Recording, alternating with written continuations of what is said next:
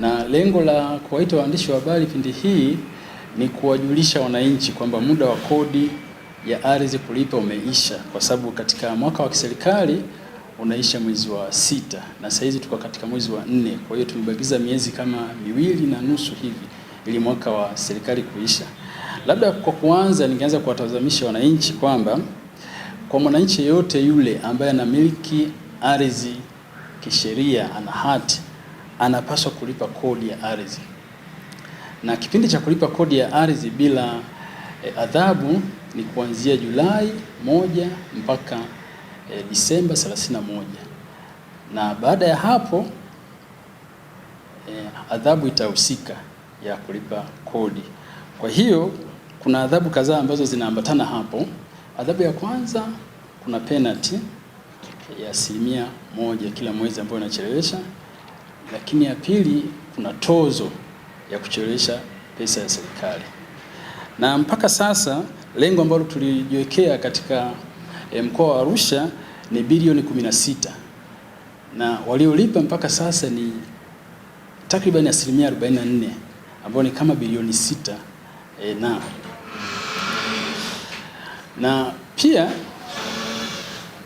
tumeweza kutoa ilani kwa wamiliki na wale ambao tunawadai kodi ya ardhi. Tumetoa ilani zaidi ya 1600, na muda wa kulipa hizo ilani ilikuwa ni siku 90, na siku 90 zilishapita, na sasa hizi serikali imeamua iongeze siku 14 zingine, lakini baada ya hapo siku 14 kupita watapelekwa kwenye baraza la ardhi na nyumba la wilaya kwa ajili ya hatua zaidi. Na hatua hizo ambazo zitachukuliwa kule ni pamoja na kuuziwa mali zao kwenye mnada ili kufidia ile kodi ambayo hawajalipa.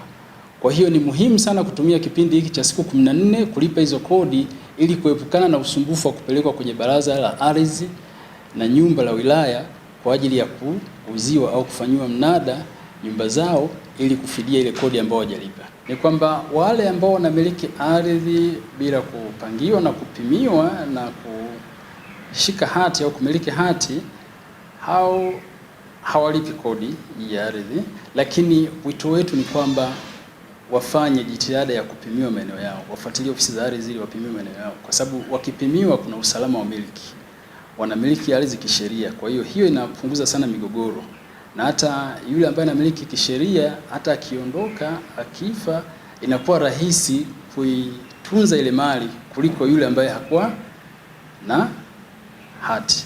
Lakini kwa upande mwingine, kwa wale ambao hawajalipa, ambao wako katika miji, wanastahili kulipa hiyo kodi, kwa sababu wasipolipa, ni kama nilivyoeleza hapo awali, sheria zitafuatwa. Kuna kodi mbili.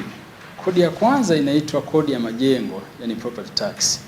Hiyo inalipwa kwa mtu yoyote ambaye anamiliki jengo katika ndani ya mamlaka ya miji, na hiyo inatozwa na serikali za mitaa, na siku hizi wanatoza kwa kupitia TRA, wanatoza kwa kupitia pia unavyonunua luku au unavyonunua umeme. Lakini hii kodi ambayo tunaongelea hapa inaitwa land rent au kodi ya pango la ardhi, ambayo inalipwa